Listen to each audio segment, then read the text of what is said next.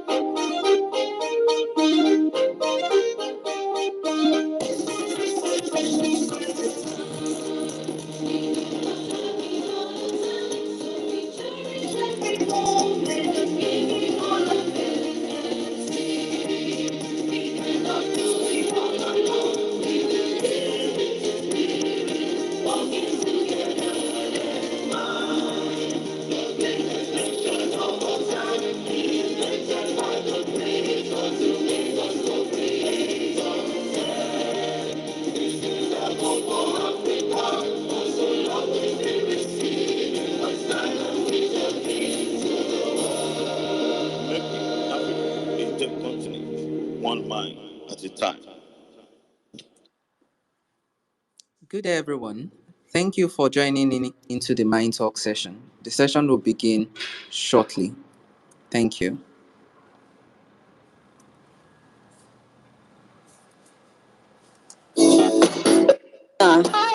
Hey, Halima, how are you? Still in employment dilemma. You told me about one tech school like that. Yeah, SQI College of ICT is known for three things. One, global standard offering of tech skills and certifications, including accredited national diploma program. Our alumni are also always taking top positions at top tech companies that are consistently creating successful startups. We have over 13 years of exceptional, reliable training on software engineering, robotics, UI UX product design, and many more. You can call 090-6281-9991 or 090-6281-9992. Check us out also at edu.sqi.ng. Good day, everyone. Thank you for tuning into the March edition of MindTalk. The MindTalk session will begin shortly. Time, we do not have it all the time. So cherish every moment and give it all our best and feel. We cannot do it all alone. We believe in the spirit, walking together. The celebration of that we printed by the creator, bring us to creator. Long we've been receiving the time and we shall let you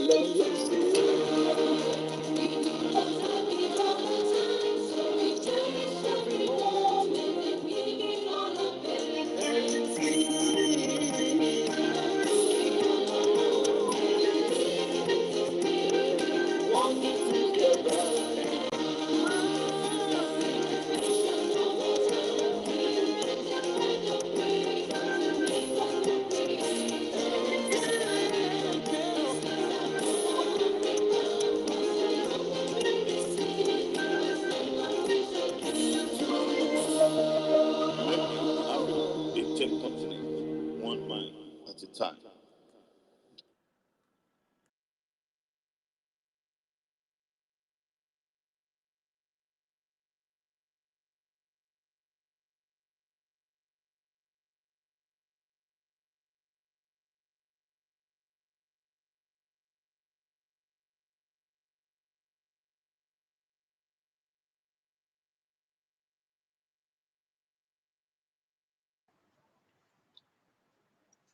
Good evening, distinguished ladies and gentlemen. To SQI main campus student in Ogbomoso, SQI Dugbe campus student, SQI Road campus student, SQI Challenge campus student, SQI Abeokuta campus student,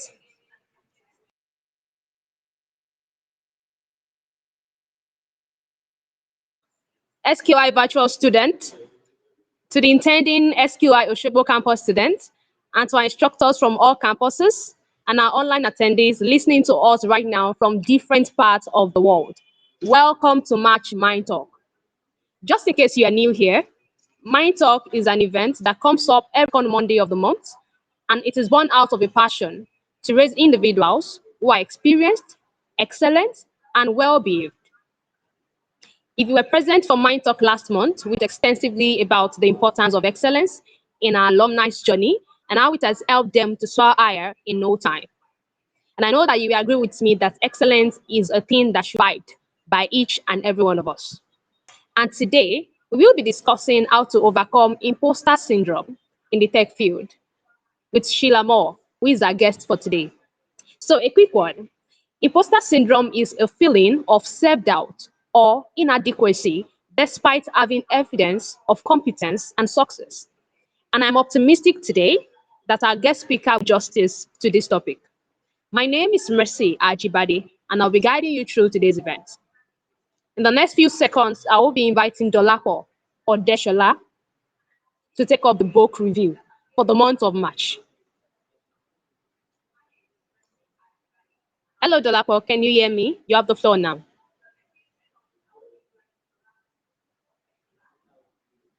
Dolapo, are you there? Can you hear me clearly? Okay, so from what I can see here, Mr. Dolapo is currently not a speaker. So peradventure, maybe has not accepted the invite to speak. Yes, I think that's what's happening because I've sent the invite link to him already. Dolapo, are you there? The invite link has been sent to you. All right, so starting from the month of January, we've been reading books every month from different kind of books that contribute to self-development, purpose, excellence. And this month as well, we have a book that will be reviewed by Dolapo Deshola, who is the committee chairman for the book review, Mind Talk.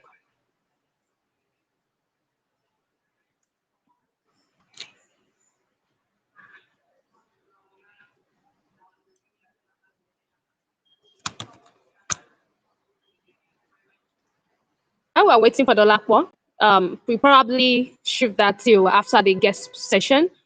So I would like to read the bio of the guest speaker.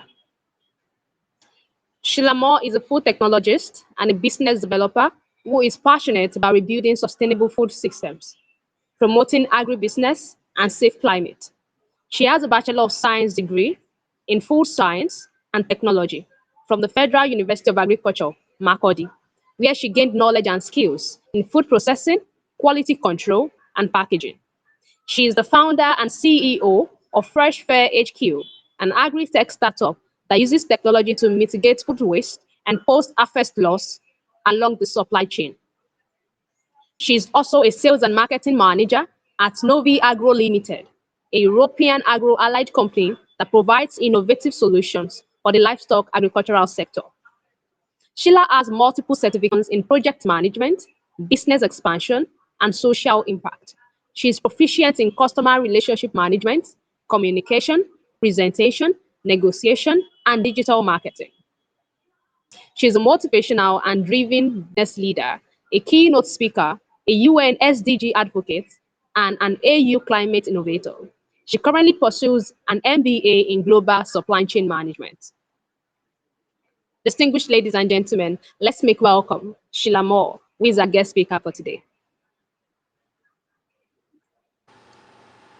Hi, thank you very much, Mercy, for having me. Thank you, the SQI College of ICT, and thank you, Oluwaseyi, Dolapo, Adeyemi, Timothy, and every other person on the call today. So we're going to be discussing something very very crucial, something very vital.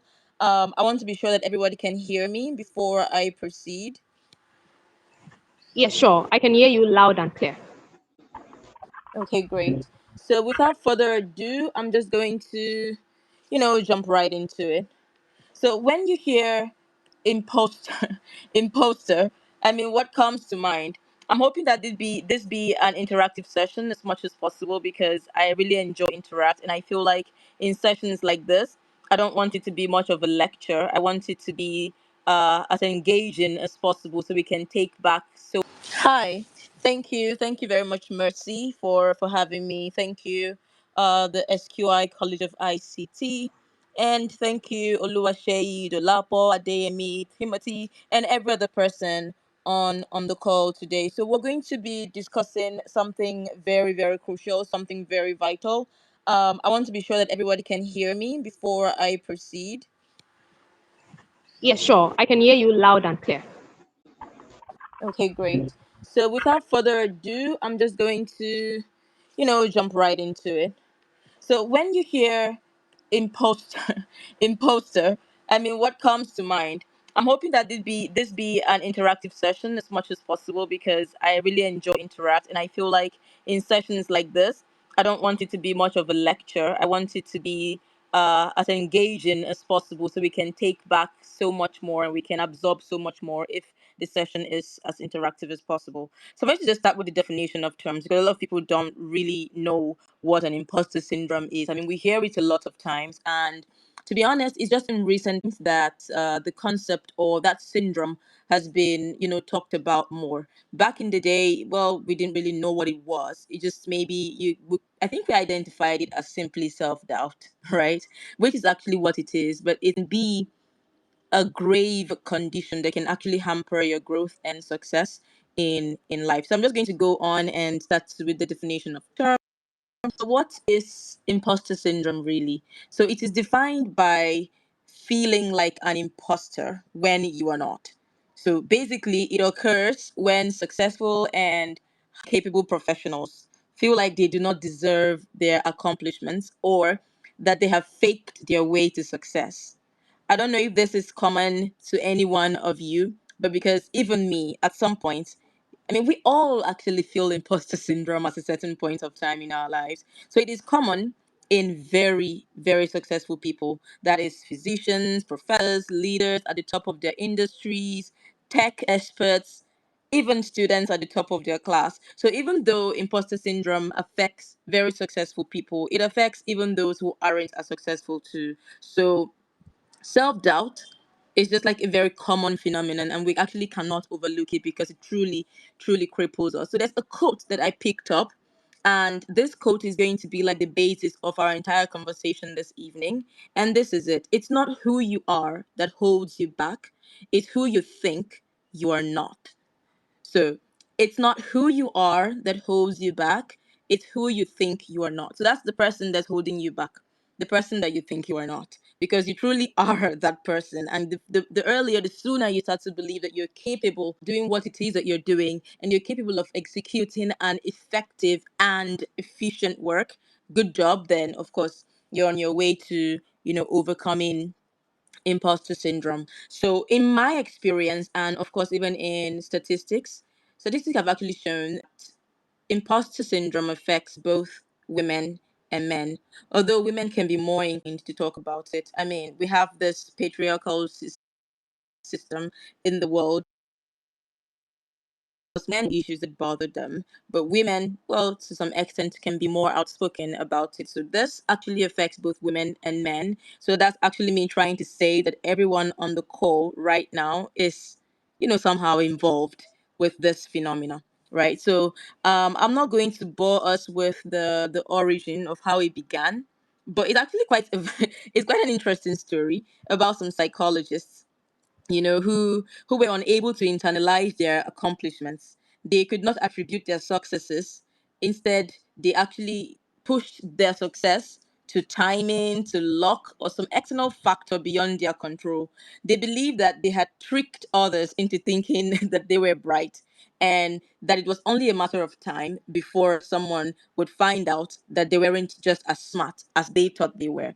So even though these guys were making really amazing strides in psychology and uncovering the magic of how the human mind works, they didn't believe that they actually were capable of executing that thing. They thought that maybe it was luck or chance or that they were even fake, and they were just able to trick people to believe that they could do those things. So I'm sure we actually feel this kind of thing in our different careers at some point.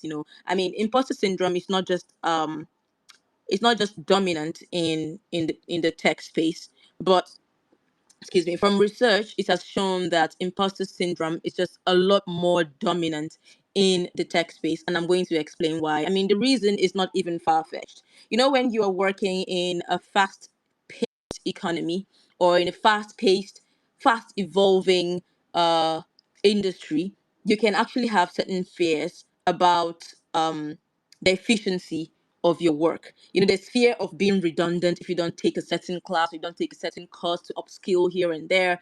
Then maybe the train might just, leave you behind. So that is the major reason why imposter syndrome is so prevalent in the tech field. Now, how could this be an issue for a person engaging in a job search or finding their way down their career path? Really, I mean, it could really be such a huge problem. It could be a huge drawback. Now, how would you describe how it plays out in yourself or others? I'm sure that by now that we've discussed a little bit about imposter syndrome and a little bit about the origin and how it can actually affect you in your very different areas, then how do you describe it? I mean, I'm sure by now you're already feeling something. So I don't know, can somebody say how they feel maybe at work? You're actually asked to do a certain task and you do an excellent job, but the part of you just like, oh my god, I didn't do such a good job. Maybe I'm just lucky today. Maybe my boss is just, in a good mood. That's why he has commended me. I didn't really do such a good job. I mean, I want us to actually share our experiences with imposter syndrome, even in the slowest form possible. So the floor is open. Do you have any contribute? How do you describe yourself in that kind of situation? Have you experienced imposter and when? Just very everyday examples because it happens on a daily, to be honest. So we answer that. Can we just share our experiences? Anybody?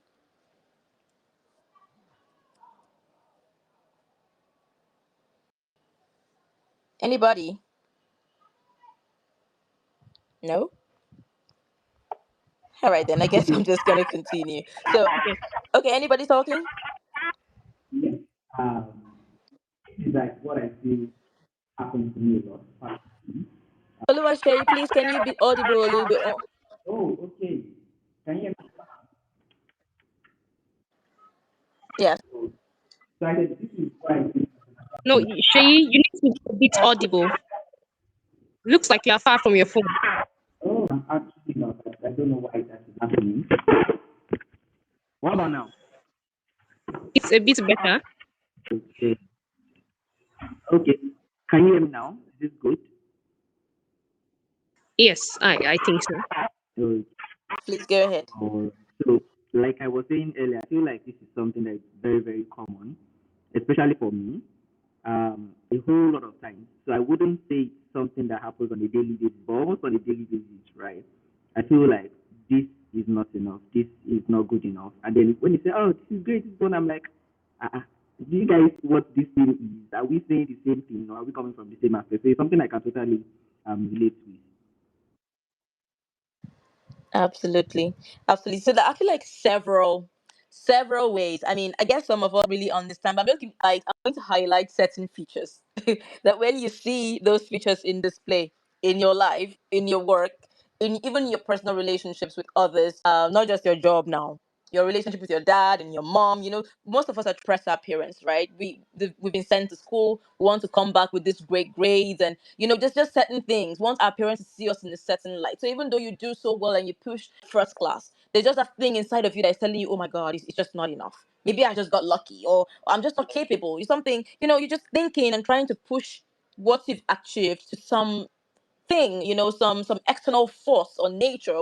Most times we just attribute it to the universe. Even, well, maybe the universe just smiled at me.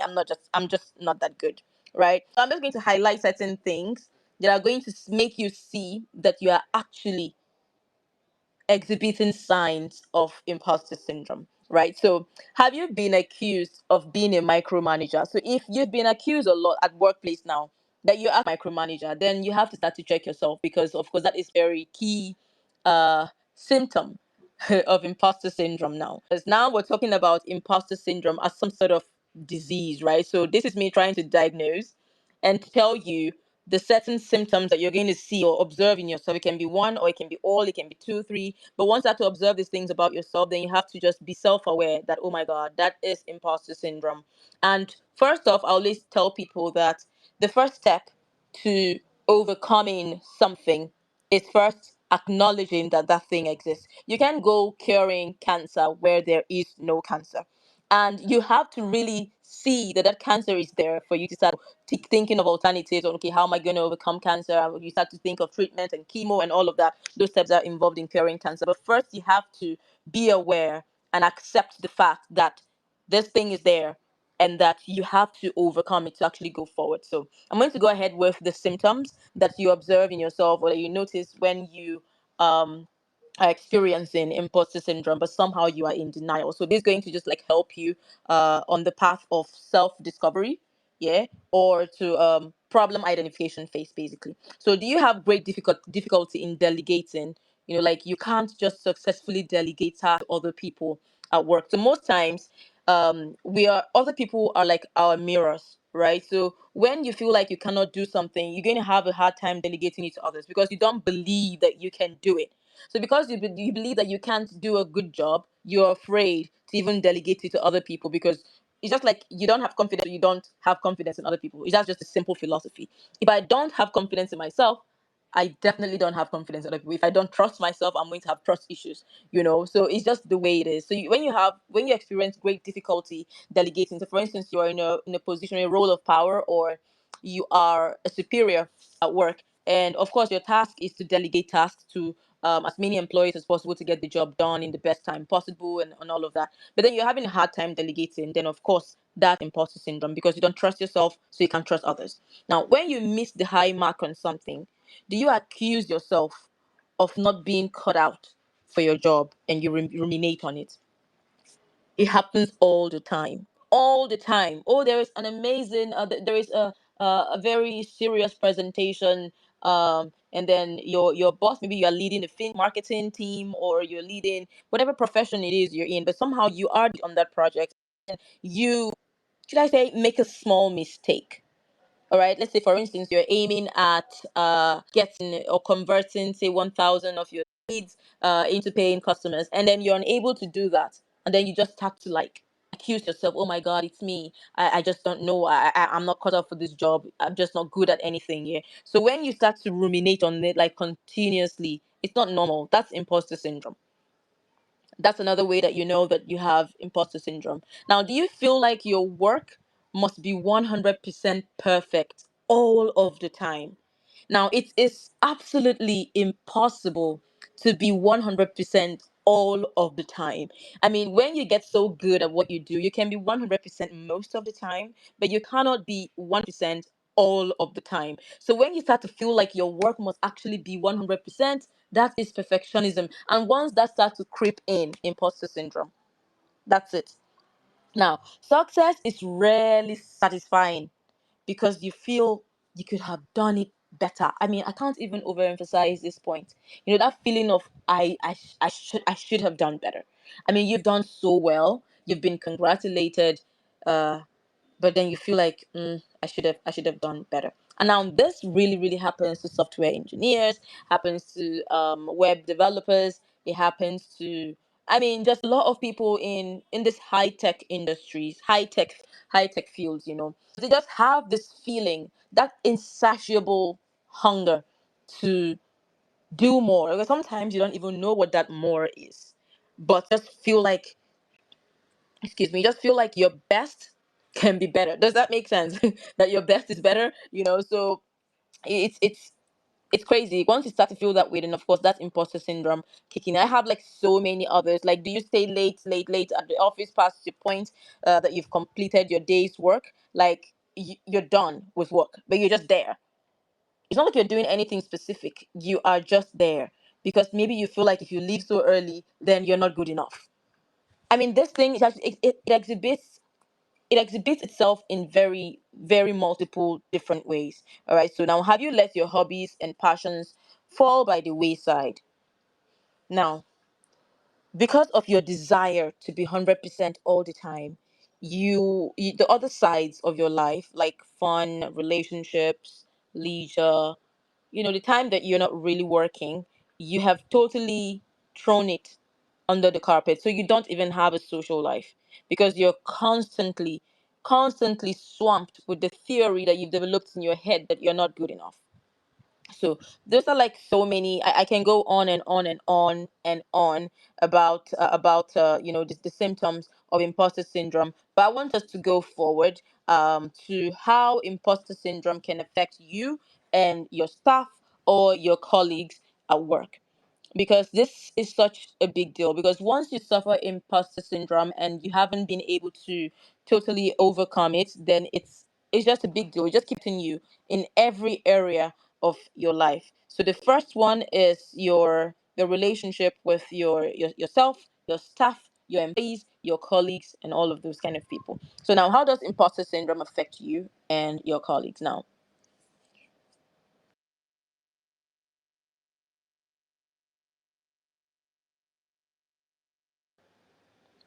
Hello?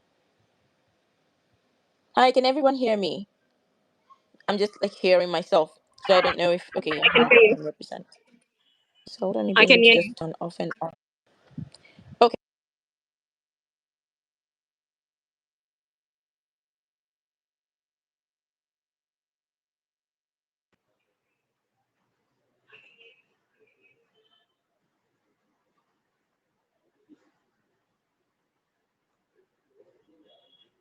Hello, ma. Oh my God. So the whole time I was talking with my mic off. Apologies. So I was saying that I was trying to highlight how imposter syndrome affects you and your staff or your colleagues at work. Let's say, for instance, you're working in a team and you're the lead on that team, or you are the superior, overseeing large groups or large teams. So this is how imposter syndrome affects you and your employees or your colleagues or your staff. Now, if you micromanage them, the staff is going to feel untrusted, they're going to feel incapable and unhappy. I'm talking about the adverse effects now of imposter syndrome. So, if you don't manage your imposter syndrome, then you're going to micromanage. And once you micromanage, the result of that micromanagement is going to be the staff feeling untrusted, feeling incapable, and unhappy.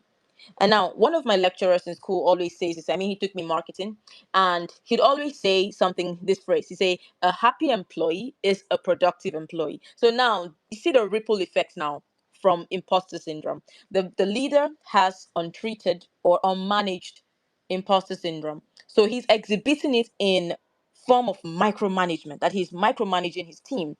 Now, the result is that team is feeling untrusted, they're feeling incapable, and they're unhappy. Now, what is the end result of all of these attributes? That company or that project is going to be unproductive, and we don't want that. So, you see the ripple effect of imposter syndrome. Now, when you're a leader and you're making decisions slowly, it's actually a part of imposter syndrome as well. I mean, it's really good to think on your feet and be smart and make quick decisions. At make extremely slow decisions, it makes your team or your staff to feel demotivated. Now, when you have this crazy need to be perfect, as I said earlier, that was like one of the features or characteristics or symptoms of imposter syndrome that I had mentioned earlier. So when you feel that extreme need to be perfect, your staff colleagues or your teammates may feel like nothing they do is good enough, and that is, I'm sure we all have been in this situation because all of us have been employees, and a lot of us here are, employers. So we understand. We understand. I've been there. In fact, every day sometimes I'm still there. When your boss or your superior just sees that you must be perfect or something has to be done in the best way possible. Like they have these crazy ideas in their head. Some are even like unachievable, but that's what they feel like it should be done. So that way you feel like you're not good enough. Like whatever it is I do, like I'm just not going to be good enough for my boss. So now when your boss has imposter syndrome, it is crazy. This thing rubs off on you as an employee. All right, moving on. When you worry excessively as a team lead, that is, of course, that's imposter syndrome, and this is how worrying excessively as a team lead affects the result or the turnover of your staff. Now, your staff, they're going to lose confidence because of your lack of confidence. I have stated this earlier that when you are not confident, then you cannot trust people to do something because you yourself are not confident about it. And now as a team player, or as, colleagues, or as teammates, or whatever it is, or group as you're working, once you feel like your team lead is not confident enough, you become demotivated, and you also lose confidence in yourself and in leading that team. So that's also another adverse effect of imposter syndrome. And then now, when you exhibit workaholism, a lot of us are in that bracket as well. We work so hard. Sometimes they're even busy doing nothing. I made a video one time about time management. To that video to watch, I think it's on my LinkedIn somewhere. I was talking about time management, and I think I had begun saying that being busy is not a proxy of your seriousness, right? So most of us now are busy doing nothing, but that is imposter syndrome. You just feel like you have to be busy to kind of think you're like overcompensating for that thing that you feel, that void you feel on the inside, that void that is not even there, that imposter. It's not even there. You're good enough. So because when a lead is exhibiting workaholism, the staff may feel frustrated that you expect them to work similar hours. So that way, initially I had said one of the symptoms of imposter syndrome is that you can just stay at the workplace way past your work hours, even when your tasks for that day are done, and there is no more reason for you to be at work at that time, but you're still there. And I was saying that imposter syndrome rubs off on people. So if your lead is exhibiting these symptoms, you're definitely going to be exhibiting them too, and you may not even know. So now it is hard to know why we work harder than we have to, just to feel okay about ourselves. The truth is that less really is more. We'll talk about less is more, yeah? So the less you pressure yourself to be perfect, the more you're able to give of yourself in a way that really does make a difference. So I think now we would go to things that can help. So now we've actually come to a point that is, very important. Now we know the problem. We know what the problem is. We've highlighted how we can problems by looking inward and seeing if you're exhibiting certain characteristics. We've seen how that impacts our work. And now to go to how we can overcome imposter syndrome, things that can help. Now, you have to challenge your limiting beliefs. You have to challenge your limiting beliefs. And that is where affirmations come through. I know that a lot of us don't really care about affirmations now, but your tongue carries so much power, and once you're able to speak some things into existence, then it really helps you. So for instance, you're thinking, oh, I want to apply for this what job am I going to use an example now? Digital marketing job. I want to apply for this digital marketing job. Well, I have certain certifications. I studied marketing in school, or maybe not, but somehow you feel inside yourself that you have all that it takes to pull this job off. But then there's that imposter in your head. It's like, oh, you can't even do shit. You can't do. I mean, forgive my French. You can't do nothing, right? So you have to constantly challenge those limiting beliefs, and then you have to focus on the facts. I mean, for crying out loud, you took a web development class. You did a UI UX class, and you graduated top of your class or with a great grade. You carried on projects, to actually ascertain or determine that what you have learned actually stuck, and you've solved several problems relating to what you have studied. There is no reason for you to doubt yourself at this point, because you've actually been in the field, you've carried out projects, you have applied, you've just, I mean, you've gone through the fire, and now you're gold. So I mean, just imagine that you've gone through all that fire, and now that you are gold, you're now doubting if you truly are gold. But that is exactly what imposter syndrome does to you. So you have to always focus on the facts. Now, you have to get clear on your strengths. So my friend will always say that you have to always carry out a SWOT analysis on yourself. And it's not a one-time thing, it's an always thing, right? Because in the tech field, I'm going to come back to our field. So in the tech field, because of its very fast-paced nature, we are always trying to, learn. We're trying to relearn. We're trying to unlearn certain things, because, I mean, what worked or a code that worked before might not necessarily be the best that would work today or tomorrow. So you have to like get clear on your strengths. You have to know your niche, know your power, know your weaknesses. So that way you can draw a line. Okay, these are my strengths and these are my weaknesses. So I'm going to do jobs that are, along the lines of my strengths. My weaknesses, though, if I am interested in this particular skill set, then I need to invest more time in learning it before I start taking on tasks, so that I don't start to feel inadequate to actually execute this task efficiently. So now you have to like talk about it. If you're experiencing imposter syndrome so much, you have to talk about it, you have to share with someone. It could be a friend, it could be therapy. I know we don't do so much therapies in Nigeria, but I mean, for me, therapy doesn't necessarily mean talking to an expert or a professional. You can really talk to a friend who cares, this is how you're feeling, and maybe they could, help you through that. Now, about challenging your limiting beliefs, all that which I had already explained. Now, on getting clear on your strengths, now there's one thing, an exercise that I always encourage people to do. You just name or write down 3 to 5 things that you do so well.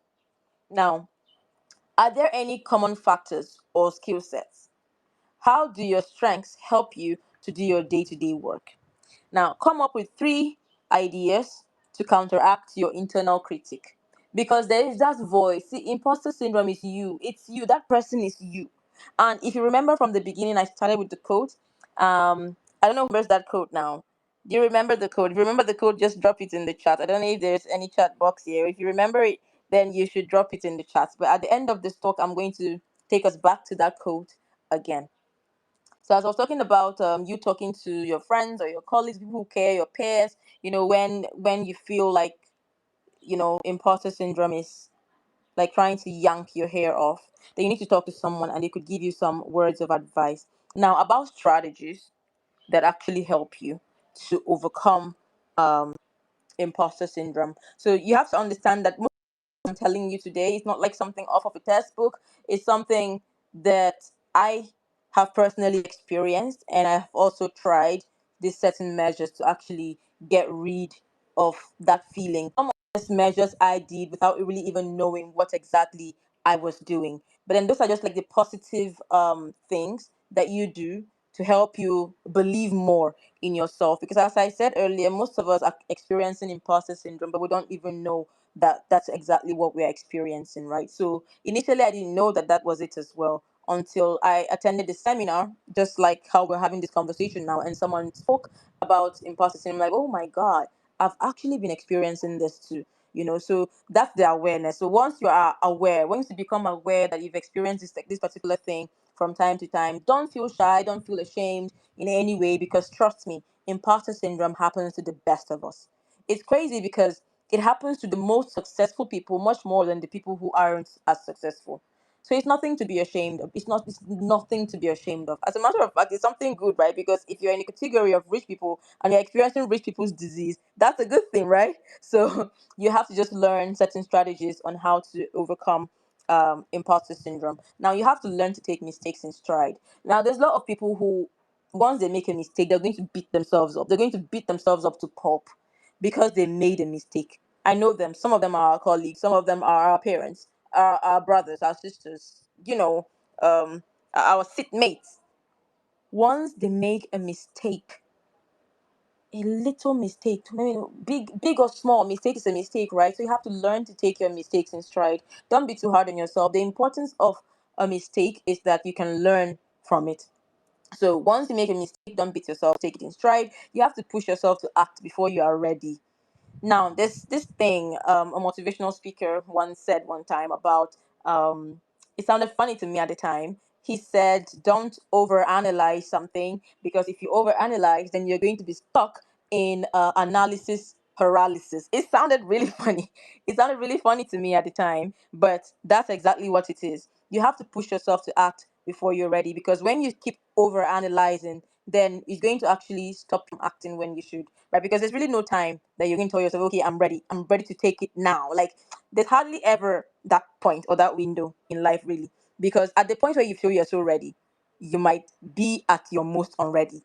Right, so it's more like a mindset thing. So in this particular point of pushing yourself to act before you're ready, it's more like a paradigm shift. You have to, accept the fact that you're never really going to be 100% ready to do something, but so far as you're propelled, or and you've done your research, I mean, as much as you can, you cannot overdo it. To be honest, you can't overdo it. You can over research, because, okay, I have an agri-tech startup, and the first time that we launched, my team and I, when we launched the first time, we incurred a lot of losses, and we had been planning for over a year, ideating, putting business plans in place, re-strategizing, making a lot of consulting, doing customer onboarding. We're doing a whole lot of things before we launched, because we wanted everything perfect. And then once we finally launched, most of our plans, like, should I say, 40% of our plans failed. And they failed not because we did not plan. Well, we did here, but then that failed. And now, in that span where we launched and experienced the 40% failure, we learned so much. And then when we did it again, we start seeing levels of success. So you cannot plan it in your head. It looks very good in your head, it looks very good on paper, but now when you jump into the field, that's exactly when you start to learn. Mm. So push yourself to act before you're ready. That's another strategy of imposter syndrome, when you're believing like, oh yeah, but I can't, I'm not ready, I'm not ready. You are ready. The only person stopping you is that person in your head that is telling you that you're not ready, Mm. when you really are. Mm. Now you have to force yourself to start the project. Mercy, I hope I'm not taking too much time Okay, yet. we are actually running out of time. Oh, we are. Yeah, we have like Oh. 3 minutes more. Yes, sir. Oh, 3 minutes. Oh, that's really short. But anyway, you have to like force yourself to start the project. You have to own and celebrate your achievements, which is very essential. You have to start training yourself to veer away from external validation. Right? You have to move past this. You have to view yourself as a work in progress. Right, I was talking about perfectionism earlier. You don't have to be perfect all the time. You have to see yourself as a work in progress, because as a work in progress, you're going to constantly improve yourself every day, every day, every day. So you have to identify specific behaviors that you can improve over time. Don't beat yourself up when you don't reach impossible heights. Swear off something by saying you are just not good at it. So it's there's nothing like that. So in all of this, the key takeaways that I'm going to leave us with to tonight is that you have to be authentic, you have to stay consistent, and you have to be aligned between your words and your actions. You have to walk the talk. You have to be authentic. You have to be a true leader. So, the things that I actually expect us to remember today and take home with us, you have to always challenge your limiting beliefs. You have to focus on facts. You have to get clear on your strengths and talk about it. So I'm going to recommend one book that we should go on and read more to understand about imposter syndrome and overcoming it in the long run in our very high demanding field, tech. Very demanding, imposter syndrome everywhere. So now there's this book by Portia Mount and Susan. It's titled Beating the Imposter Syndrome. It's actually a very good book. You can actually read. And then there's another one called Trust, Self Compassion, and Heartfelt Apologies by Brain Brown. I'm going to send them to Mercy, and she's going to share it with you guys on the group. So I'm going to go back to that first quote that I made before I started this presentation, that it's not who you are that holds you back, it's who you think are not. It's not who you are that holds you back, it's who you think you are not. So on this note, I have so much more to say, but because of time, I'm just going to drop it here, and we'll probably talk some other time, I guess. Thank you very much. Thank you. Thank you so much. Thank you so much, Ma, for that insightful session. All right, so I have two questions here. One is a personal question, and then another one from outside. Okay, so if you have any question, kindly use the chat box so that I can read out your questions. Yes, so I think there was a time in my life when I tried something and then I wasn't really doing well. And then I think like 2 years after, I tried another thing and I did excellently well at it. And I remember I was talking to my friend and he said, don't beat yourself too hard because sometimes there are things that we are not naturally a genius at. So I would like to ask, is it true that there are some things that we are naturally not a genius, or is still that feeling of um, low self-esteem or imposter syndrome? All right, so that's actually a very good question. But now the truth is, there are certain things that are inherent. We just have it. We're born with it.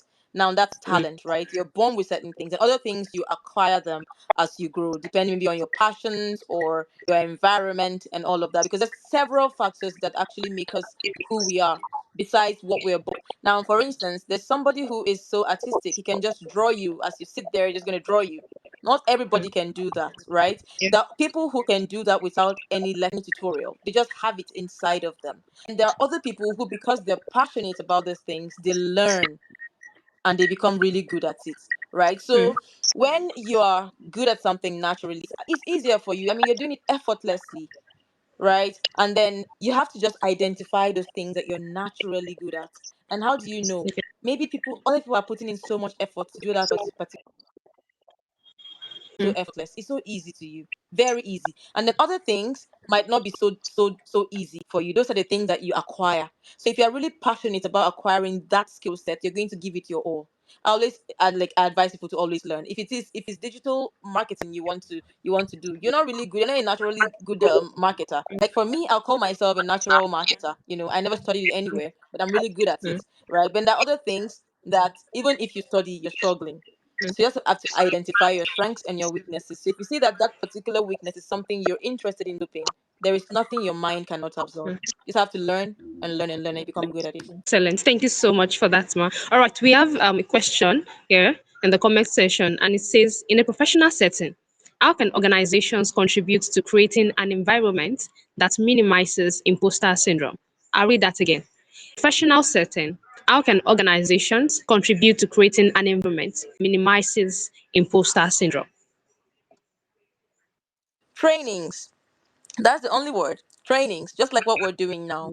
In modern organizations, like Nigeria for the longest has operated in a very traditional, should I call that now? Traditional backward way of, managing people. Human resources are always like thrown under the carpet, and we forget to realize how important it is. If the humans that do the work are not mentally capable or mentally stable to believe that they can get the work done, then of course it's going to end in an unproductive project or whatever we're talking about here. So trainings, we have to train people, train staff all the time on things other than how they can do their job. Things like the state of their mental health. How are they feeling? Is there imposter syndrome here and there? And then that way, that awareness, you start to know, okay, fine, certain things nobody's going to tell you, okay, fine, this is how you're going to deal with your imposter syndrome. But because you are aware that something like this exists, you're going to be deliberate about overcoming it. So most of it is going to be an inside job, because change does not come from without, change comes from within. Absolutely, Ma. Very right. All right. I have a question here, but I think you've answered that. It says, is imposter syndrome something that can be overcome with time and experience? Just like you answered the last question, the second to the last question, that when you do it over and over again, you overcome. So yes, so I'll move on to the last question that I have here for now. And it says, can imposter syndrome be a positive thing in some cases? Can imposter syndrome be a positive thing in some cases? Okay, so that is a very, very interesting question. Imposter syndrome can be positive, but I don't like to say it that way because we're trying to overcome it. So I'm not going to say that it is a positive thing. Okay. Now, evaluate yourself is a positive thing. Now, when you are evaluating yourself, more like you're introspecting and you're reflecting on who you are, and you're trying to, point out your strengths, your weaknesses, that is not imposter syndrome. All right. It's you trying to clearly draw a line. This is what I can do. This is what I cannot do. And to be honest, there is no point you taking on a task that you cannot handle, because you're having that make believe thing in your head. Oh, I can do all things through Christ that strengthens me. I'm sorry, I'm bringing that. But most times we actually wear thing over our heads. Now, you are not skilled in web development. You're not good with app development. Why take a task that involves it? There is no point. So, because once you do that, that is when the biggest monster is going to creep into your head. And that is not going to be just imposter syndrome. It's going to be much worse because you truly are not capable of doing it. You just took it on because you feel like maybe you should. So you have to clearly draw a line. If it's something you cannot do, if it's something you need more help, you need more learning, then of course go ahead, do it. So because if you really don't know how to do something, I mean, how can you not think that you can't do it? All right. So yeah. All right. Thank you so much for doing justice to all those questions. Thank you so much for taking out of your very busy schedule to talk to us today. We really appreciate you. All right. For now, there is really no other question in the comment section. Ladies and gentlemen, let's say thank you through our reactions to Miss Sheila Moor. Thank you so much, Ma. We are so glad to have you here today. Thank you. I'm happy to share. Thank you, Ma. All right. Dolapo Adeshola, can you hear me clearly?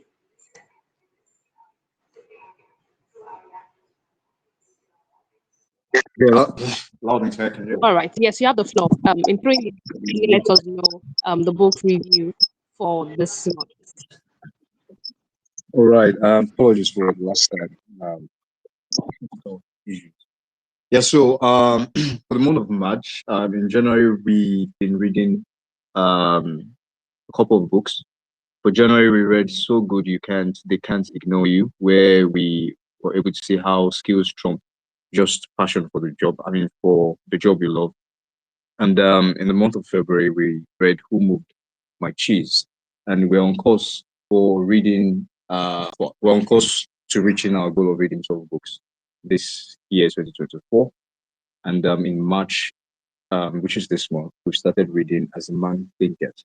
So there's a group and this book review that comes up every Friday uh, throughout the month of March.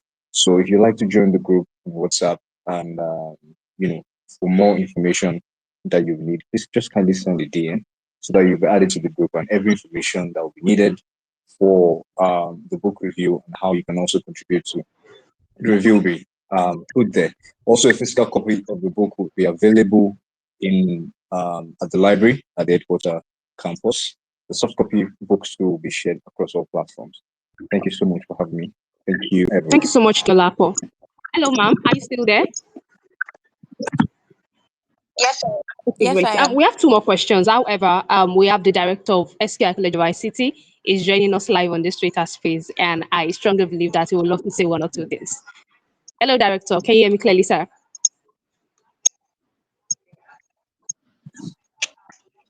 Yes, I can. Thank you so much, Mercy. And thank you, Sheila Moor.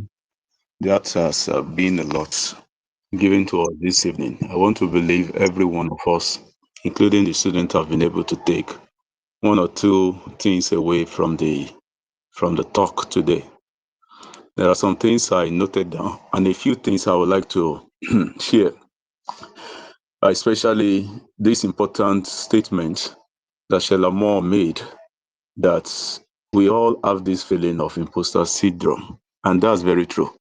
Everyone does. The biggest speaker you have ever seen, you just need to meet them behind the curtain to know that they do. You need to meet them before they step on that stage to be aware of how much they have been breathing before they get on stage. So it happens to everyone. So I would like to mention that imposter syndrome, or like to add that imposter syndrome is not a bad thing in itself, other than we might lack the power to put it under control.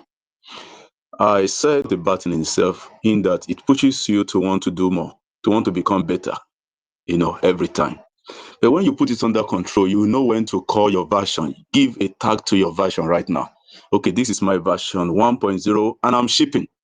This is the best way I can deliver a speech, and I am giving the speech. Tomorrow I'll be better. Okay? So when we learn to put it under control like that, it also really helps. So I will just share the way I have been able to put it under control and how it has really helped. One of the way is working on yourself so much more that you don't being called foolish. You don't care being called stupid. You don't care being called a failure. In fact, you want to ask, why did you call my work a failure? What did I do wrong? What should I do better? Be like a child. Ask questions. Don't feel too, special about yourself. Okay, they might call me stupid. Then go ahead, get it done, and even wait for it. And when you're being called such thing, then go ahead, ask more questions. I think I told one brother like that when he told me what his lecturer said about his final year project. After submitting the project, he did a lot of work, a lot of research, day and night. He was so diligent about it. And when he submitted the project, exactly what he was expecting from the lecturer was what the lecturer did.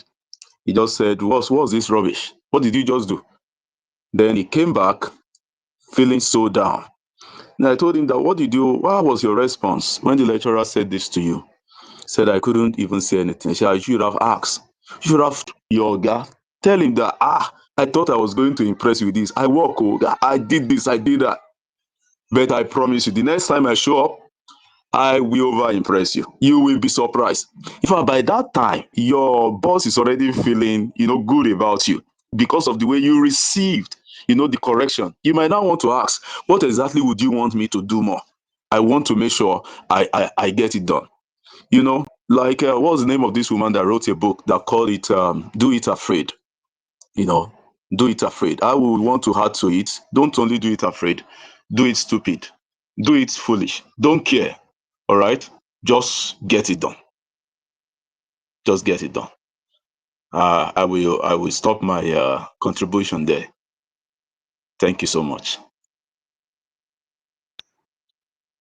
Thank you so much, Dr. Adeyemi Aderito. Thank you for that intelligent contribution, sir. We are so glad to, draw from your well of wisdom.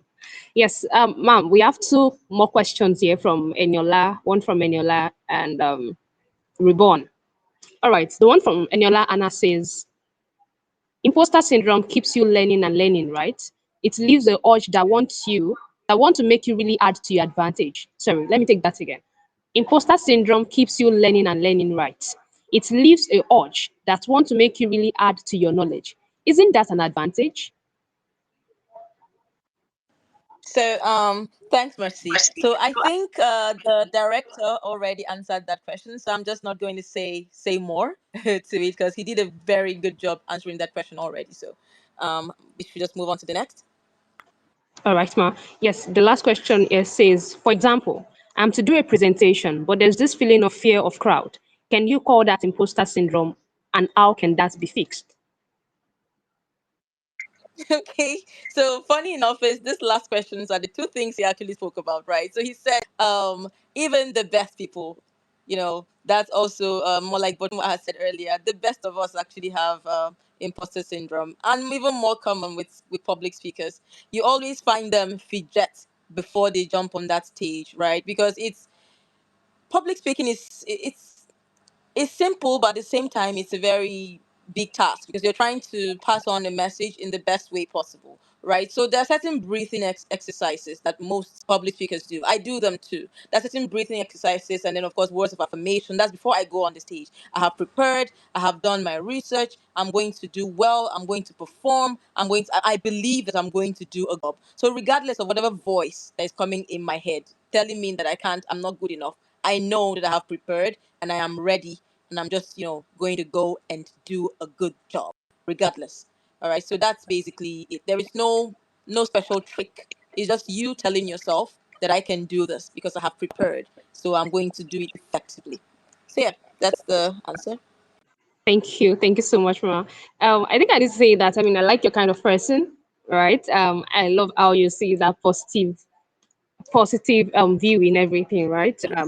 Some people will still practice and do the needful, yet they will still not be able to deliver because they're still thinking, am I good enough? Am I worth it? Am I worth listening to? And all of that. So thank you so much, Ma, for sharing all of that with us. Thank you, Mercy. I like you too. All right. Oluwase Yodekumaya. So in the next few seconds, Oluwase Yodekumaya will be talking to us. We will be sharing announcements from. Hello, Shay. Can you hear me clearly? Oh, yes, I can. It's Messi.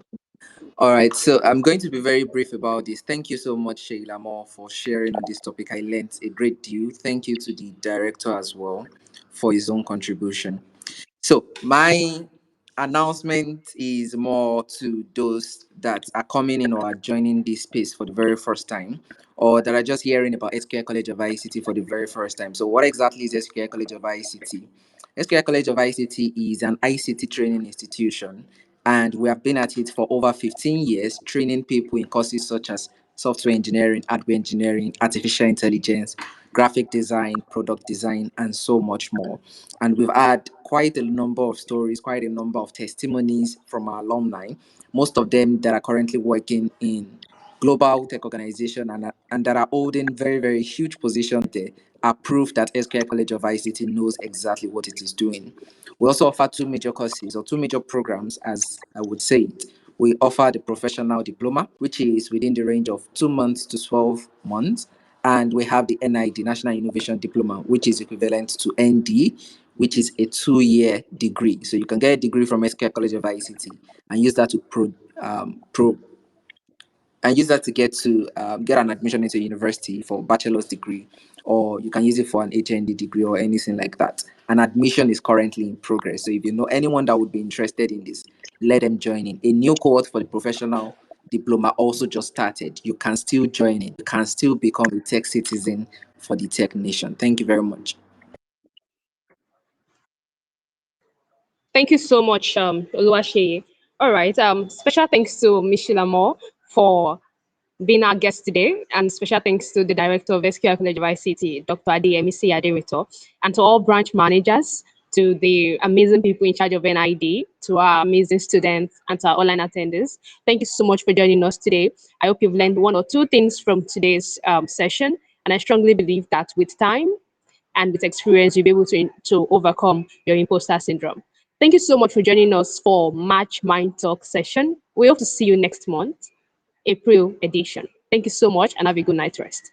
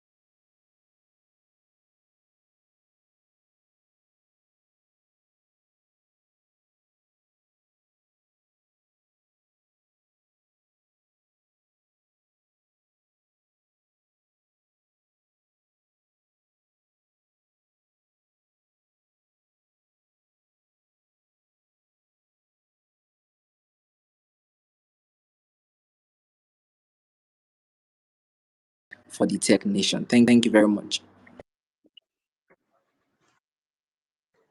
Thank you so much, Oluwasheye. All right.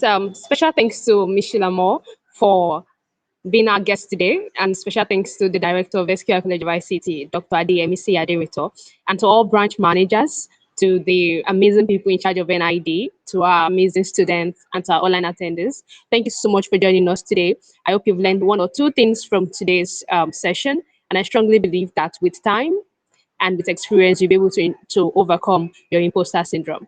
Thank you so much for joining us for March Mind Talk session. We hope to see you next month, April edition. Thank you so much.